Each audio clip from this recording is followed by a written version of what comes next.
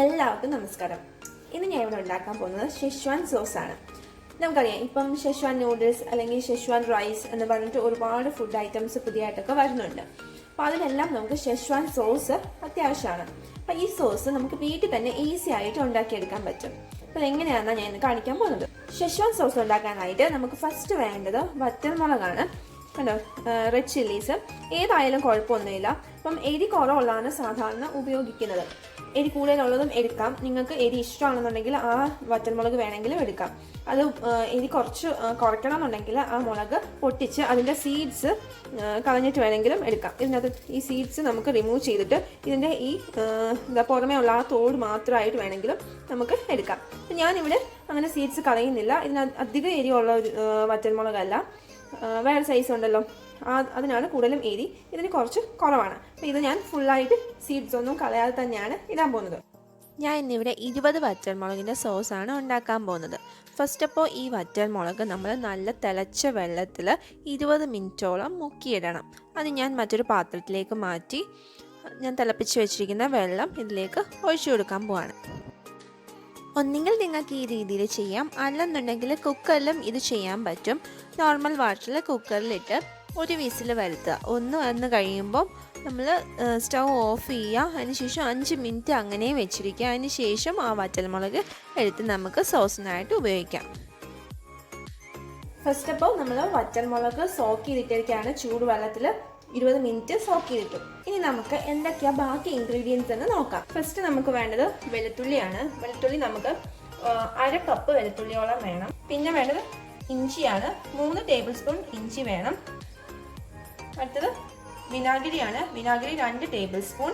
Next വേണ്ടത് tomato sauce, അത് 3 table spoon വേണം. അടുത്തത് കൊറിയാണ്ടറിന്റെ സ്റ്റെം ആണ്, മല്ലി ഇലയുടെ തണ്ട്, അത് 1 ടേബിൾ സ്പൂൺ. പിന്നെ ഷുഗർ വേണം, അത് 1 ടേബിൾ സ്പൂൺ. ഉപ്പ് 1 ടേബിൾ സ്പൂൺ. 1/2 ടീസ്പൂൺ കുരുമുളക് പൊടി.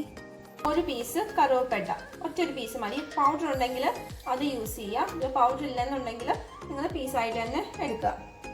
ഇത്രയാണ് നമ്മുടെ ഇൻഗ്രീഡിയൻസ്. 20 മിനിറ്റ് ആയിട്ടുണ്ട്. നമുക്ക് ഈ ചൂടുവെള്ളത്തിൽ ഇട്ട് വെച്ചിരിക്കുന്ന ഈ വറ്റൽമുളക് നമുക്ക് നന്നായിട്ടൊന്ന് അരച്ചെടുക്കണം.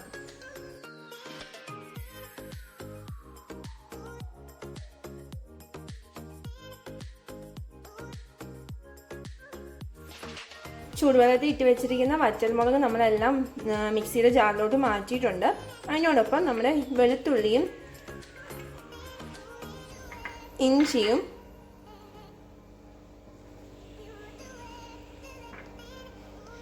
കൊറിയാണ്ടറിന്റെ സ്റ്റെമ്മും കൂടെ ചേർത്താണ് അരയ്ക്കുന്നത്. നന്നായിട്ട് അരച്ച് എടുക്കുകയാണ് ചെയ്യുന്നത്. മുളകും ഇഞ്ചിയും വെളുത്തുള്ളിയും കൊറിയാണ്ടർ സ്റ്റെമ്മും എല്ലാം കൂടെ നന്നായിട്ട് പേസ്റ്റ് പോലെ അരച്ചെടുത്തിട്ടുണ്ട്. നന്നായിട്ട് ആവശ്യത്തിന് വെള്ളമൊക്കെ ഒഴിച്ച് നന്നായിട്ട് അരച്ചെടുക്കണം. അത് പേസ്റ്റ് പോലെ അരയണം. ഞാൻ അടുത്തായിട്ട് ഒരു പാൻ വെച്ചിട്ടുണ്ട്. നമുക്ക് ഓയിൽ ഒഴിച്ചു കൊടുക്കാം. ഓയിൽ നന്നായിട്ട് ഓയിൽ വേണം. ഞാൻ സൺഫ്ലവർ ഓയിലാണ് യൂസ് ചെയ്യുന്നത്. പാനിൽ നികന്ന് കിടക്കണം, അതുപോലെ ഓയിൽ ഒഴിക്കണം. ഓയിൽ ഒരുപാട് അങ്ങ് ചൂടാവണ്ട. അതിന് മുന്നേ തന്നെ നമ്മൾ അരച്ചു വെച്ചിരിക്കുന്ന മിക്സ് ഇതിലേക്ക് ഒഴിച്ചു കൊടുക്കണം. ഓയിൽ ചെറുതായിട്ടൊന്ന് ചൂടായിട്ടുണ്ട്. നമുക്ക് ഈ മിക്സ് കൂടെ ഇതിനകത്തോട്ട് ഇട്ട് കൊടുക്കാം.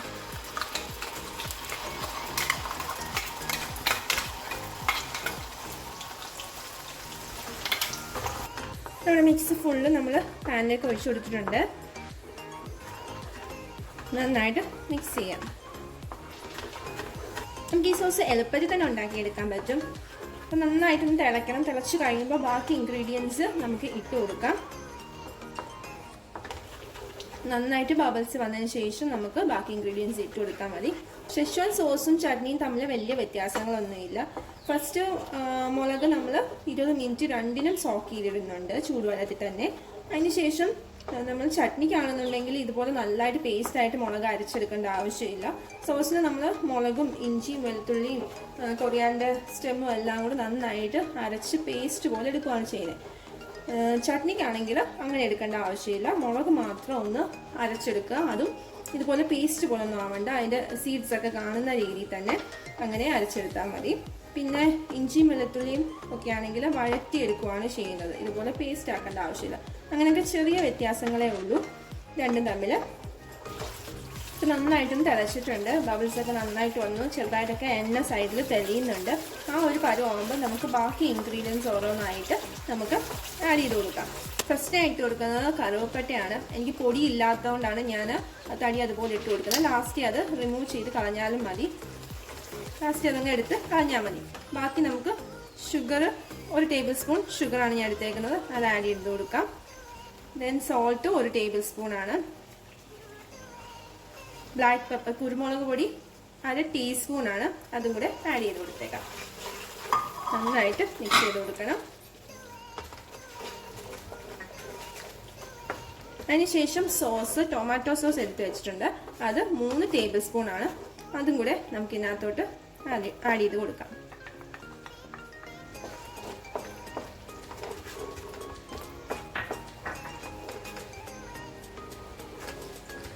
വിനെഗർ 2 ടേബിൾ സ്പൂണാണ്. അതും കൂടെ ഇതിനകത്ത് ഒഴിക്കാം.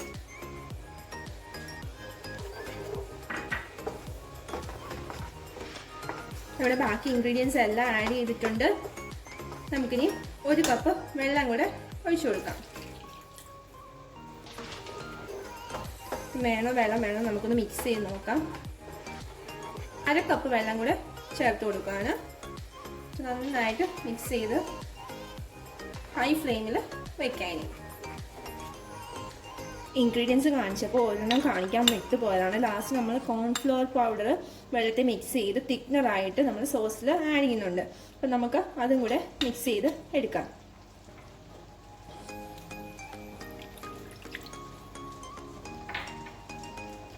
നമ്മളിപ്പം വെള്ളം ഒഴിച്ച് തിളച്ചതിന് ശേഷം മാത്രം ഇത് ഒഴിച്ചാൽ മതി. കട്ടയൊന്നും ഇല്ലാതെ നന്നായിട്ട് മിക്സ് ചെയ്തെടുക്കണം. ലംസ് ഒന്നും ഇല്ലാതെ തന്നെ എടുത്തിട്ടുണ്ട്. 2 ടേബിൾ സ്പൂൺ കോൺഫ്ലവർ പൗഡറാണ് എടുക്കേണ്ടത്. അപ്പോൾ നന്നായിട്ട് വിലക്ക് മിക്സ് ചെയ്ത് വേണം. തിളച്ചതിന് ശേഷം മാത്രം നമ്മൾ ആഡ് ചെയ്താൽ മതി. വെള്ളം ഒഴിച്ചതിന് ശേഷം നന്നായിട്ട് തിളയ്ക്കുന്നുണ്ട്.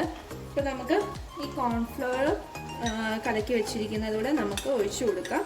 അപ്പം ചെറുകെ ഒഴിച്ചു കൊടുക്കണം. ഇതിനകത്ത് ഒഴിക്കുമ്പോഴും കട്ട കെട്ടാനുള്ള ചാൻസ് ഉണ്ട്. അപ്പം തീ കുറച്ച് ഇളക്കിക്കൊണ്ട് തന്നെ ഒഴിച്ചു കൊടുക്കുക.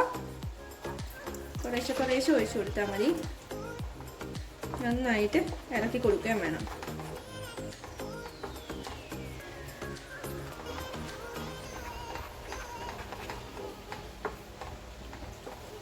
സോസ് നന്നായിട്ട് തിളച്ചിട്ടുണ്ട്. നമുക്ക് ഇതിൻ്റെ തിക്നെസ്, സോസിൻ്റെ ഒരു തിക്നെസ് ആയോന്ന് നമുക്ക് ഇതുപോലെ ഒഴിച്ച് നോക്കിയാൽ ഒന്നും കൃത്യമായിട്ട് അറിയില്ല. അതിന് നമ്മളൊരു പ്ലേറ്റ് എടുത്ത് അതിലേക്ക് കുറച്ച് ഇട്ട് നോക്കാം. സോസിൻ്റെ ഒരു തിക്നെസ്സിലോട്ട് വന്നിട്ടുണ്ട്. ഒന്നും കൂടെ ഒന്ന് തിളച്ച് കഴിയുമ്പോൾ കൃത്യമാവും. കാരണം നമുക്കറിയാം ഒരു കട്ടിക്ക് ഒഴുകുന്നൊരു രീതിയാണ് സോസിൻ്റേത്. ഇത് ആ രീതിയിലാണ് ഒഴുകുന്നത്. നമുക്കൊന്നുകൂടെ തിളച്ച് കഴിയുമ്പോൾ നമുക്ക് സ്റ്റൗ ഓഫ് ചെയ്യാം. ഇത്രയും ഇൻഗ്രീഡിയൻസ് ഉണ്ടെങ്കിൽ നമുക്ക് പെട്ടെന്ന് തന്നെ സോസ് ഉണ്ടാക്കിയെടുക്കാൻ പറ്റും. നമുക്ക് റൈസിനായാലും അല്ലെങ്കിൽ മറ്റെന്തെങ്കിലും കഴിക്കാനായാലും എല്ലാം ഈ സോസ് നല്ല ടേസ്റ്റിയാണ്. നൂഡിൽസ് ഉണ്ടാക്കുമ്പോഴൊക്കെ നമുക്ക് ഈ സോസ് യൂസ് ചെയ്യാം. ഷെസ്വാൻ നൂഡിൽസൊക്കെ നമുക്ക് വീട്ടിൽ തന്നെ ഉണ്ടാക്കിയെടുക്കാൻ പറ്റും. റൈസ് ആയാലും നമുക്ക് വീട്ടിൽ തന്നെ ഉണ്ടാക്കിയെടുക്കാൻ പറ്റും. അപ്പോൾ എല്ലാവരും ട്രൈ ചെയ്ത് നോക്കണം. എളുപ്പത്തിൽ ഉണ്ടാക്കിയെടുക്കാം. അപ്പോൾ ഞാൻ ഉപ്പൊക്കെ നോക്കിയിട്ടുണ്ട്. ഉപ്പൊക്കെ ആവശ്യത്തിനുണ്ട്. എല്ലാം ഓക്കെയാണ്. നന്നായിട്ടും തിളച്ചിട്ടുണ്ട്. നമുക്കിനി സ്റ്റൗ ഓഫ് ചെയ്യാം. അങ്ങനെ നമ്മുടെ ഷെസ്വാൻ സോസ് റെഡി ആയിട്ടുണ്ട്. നല്ല ഈസി ആയിട്ട് ഉണ്ടാക്കാൻ പറ്റും. നല്ല ടേസ്റ്റിയാണ്. നമുക്ക് ചപ്പാത്തിയുടെ കൂടെ ഒക്കെ കഴിക്കാനായാലും നല്ല രുചിയാണ്.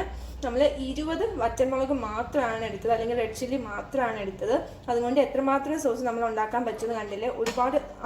അതുകൊണ്ട് തന്നെ നമുക്ക് ഒരുപാട് സോസ് ഉണ്ടാക്കാൻ പറ്റും. നമുക്ക് ഇത് ചൂടാകുമ്പോൾ ഫ്രിഡ്ജിൽ സൂക്ഷിക്കാം. ഫ്രീസറിലല്ല, ഫ്രിഡ്ജിൽ തന്നെ സൂക്ഷിക്കാൻ പറ്റും. ഒരുപാട് നാൾ നിന്നോളും. 1 ഇയറൊക്കെ ഒരു കേടും കൂടാതെ ഇരുന്നോളും. ഒരു പ്രശ്നവുമില്ല. അങ്ങനെ നമ്മുടെ ഷെസ്വാൻ സോസ് റെഡി ആയിരിക്കുകയാണ്.